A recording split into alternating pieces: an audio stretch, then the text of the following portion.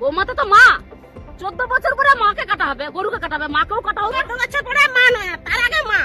তাহলে মা গরু কেটে 14 বছর পরে, 14 বছরের জন্য বাচ্চা জন্ম দেবো। নিজেদের ফাঁদে নিজেরাই পড়েছে ভারতের কট্টর হিন্দুত্ববাদীরা।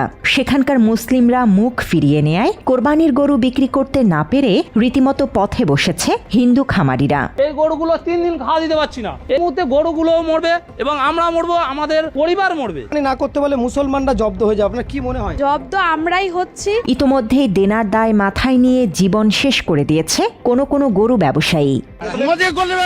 গরু কিনতে হবে, গরু মদ খেয়ে কিনতে হবে। মূলত পশ্চিমবঙ্গের কট্টর ধর্মীয় নীতি ও নতুন আইনি জটিলতা তৈরি করেছে এই সংকট। নতুন সরকারি নির্দেশনায় বলা হয়েছে, পশু জবাই বা পরিবহনের আগে যৌথ প্রশাসনিক ও চিকিৎসকের সার্টিফিকেট প্রয়োজন হবে, যেখানে প্রমাণ করতে হবে পশুর বয়স ন্যূনতম 14 বছর বা সেটি স্থায়ীভাবে অক্ষম।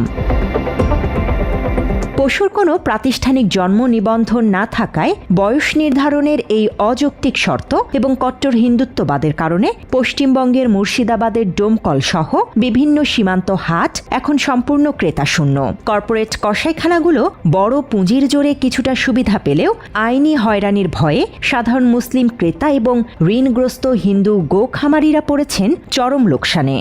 ঝমাস করে একটা আইন বার করলে তো হবে না, তাহলে এসব মানুষ তো না খেয়ে মরবে। এগুলোর ব্যবস্থা তো করতে হবে। সিদ্ধান্ত আর কি করবো, এখন আমার তো মরা ছাড়া লাইন নেই, আমার বাল বাচ্চা তারা বা কোথায় যাবে? রাজনৈতিক বিশ্লেষকদের মতে মুসলিমদের নিধন করতেই গরু কোরবানিতে নানা বিধিনিষেধ দিয়েছে বিজেপি সরকার।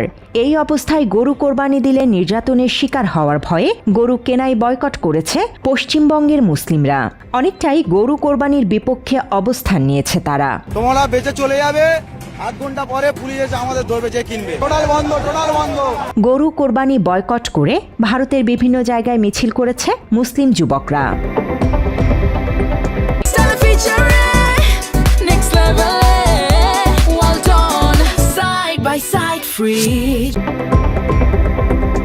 মুসলিমদের এই কৌশলের কারণেই গরু বিক্রি করতে না পেরে না খেয়ে মরার দশা তৈরি হয়েছে ভারতের গরু ব্যবসায়ীদের।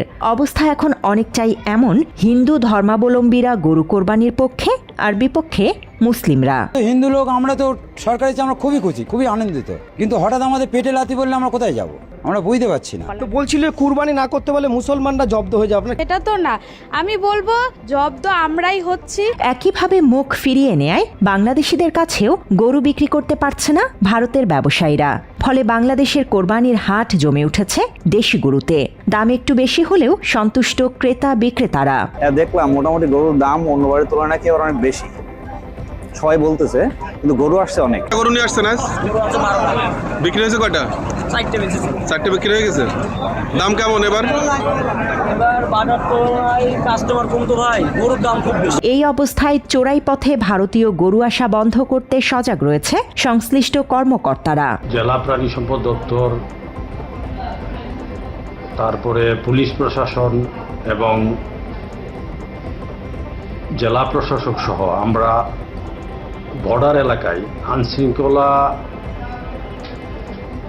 যে মাসিক মিটিং, এর মাধ্যমে আমরা সিদ্ধান্ত নিব যে যাতে বর্ডার এলাকা দিয়ে কোনো গরু আমাদের এই হবিগঞ্জে প্রবেশ করতে না পারে, এটার জন্য প্রয়োজনীয় ব্যবস্থা নেওয়া। বাংলাদেশে গরুর হাট চাঙা থাকলেও বিপরীত চিত্র ভারতে। মুসলিমদের ইট মারতে যেয়ে পাঁচকেল খেয়ে নিজেরাই কুপোকাত হয়েছে দেশটির কট্টর হিন্দুত্ববাদীরা।